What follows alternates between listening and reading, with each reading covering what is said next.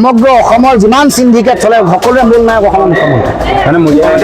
সিন্ডিকেটৰ মূল নায়ক মহানায়ক হৈ গ'ল অসমৰ মুখ্যমন্ত্ৰী কোন সিন্ডিকেট চলাইছে এইটো ৰাজহুৱা কৰিব লাগে আৰু শাস্তি দিব লাগে দ্বিতীয়তে সিন্ডিকেট যোনে চলাইছে তেওঁলোকৰো শাস্তি সিন্ডিকেটৰ ধন লোৱা মানুহৰো শাস্তি সকলোৱে সমানে সমানে শাস্তি হ'ব লাগিব মুখ্যমন্ত্ৰী নিজে জড়িত প্ৰমাণটো তেওঁৰ লগতে আছে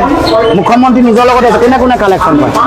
তেওঁ ক'ব লাগে তেওঁ মন্ত্ৰী পীযুষ হাজৰিকাই কয় নে জয়ন্ত মল্লই কয় নে ময়ূৰে কয় নে ক'ব লাগে মুখ্যমন্ত্ৰীয়ে জানে কাৰণে কৈ আছে এই গোটেই ঘটনাবোৰ গোটেই সমগ্ৰ অসমৰ যিমান সিন্ডিকেট চলে সকলোৰে মূল নায়ক অসমৰ মুখ্যমন্ত্ৰী সিন্ডিকেটৰ মূল নায়ক মহানায়ক হৈ গ'ল অসমৰ মুখ্যমন্ত্ৰী এই বানপানী প্ৰাকৃতিক নহয় মানুহে সৃষ্টি কৰা বানপানী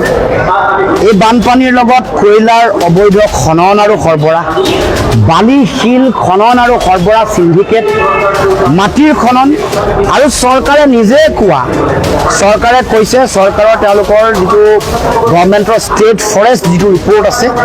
তাত কৈছে যে 2013ৰ পৰা 2023লৈকে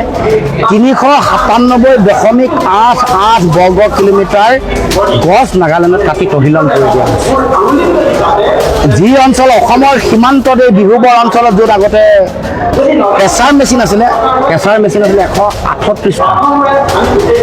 কোনটো পৰ্যায়ত মানে পাহাৰৰ ওপৰত কয়লা খনন বা শিল খনন বালি এইবোৰ খননৰ লগত কেনেকৈ জড়িত হৈ আছিল এই কথা সকলোৱে জানে আৰু গোটেই কথাটোৰ লগত গোটেই কাণ্ডটোৰ লগত চৰকাৰ জড়িত চৰকাৰী যন্ত্ৰ জড়িত নহ'লে কেনেকৈ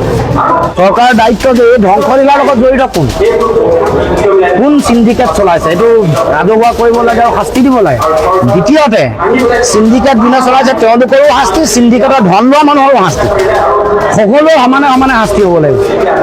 কোনোবা তালিকা আমাৰ লগত বহুত আছে এনেকৈ গাই বাই থাকিলেতো নহয় কওক না তালিকা প্ৰত্যাহ্বান জনাইছে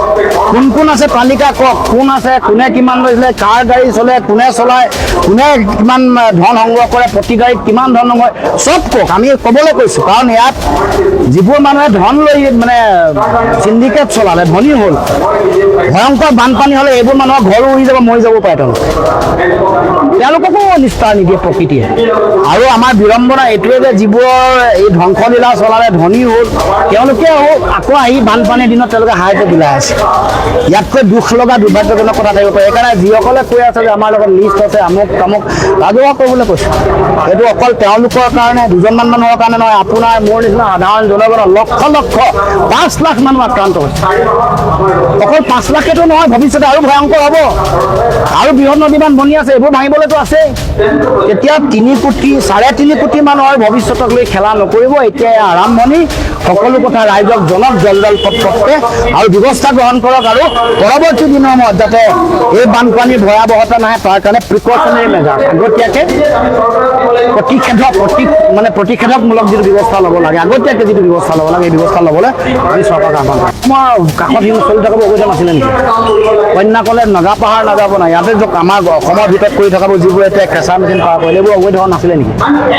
কন্যাকলে কিয় গৈ আছে আপোনালোকে অসমতে ধ্বংস কৰি পেলাই অসমৰ জাতিকাষৰীয়া অঞ্চল ধ্বংস কৰি দিলে মুখ্যমন্ত্ৰী নিজে জড়িত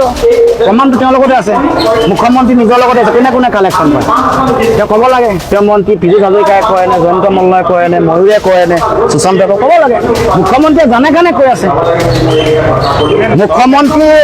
এই গোটেই ঘটনাবোৰ গোটেই সমগ্ৰ অসমৰ যিমান সিন্ডিকেট চলে সকলোৰে মূল নায়ক অসমৰ মুখ্যমন্ত্ৰী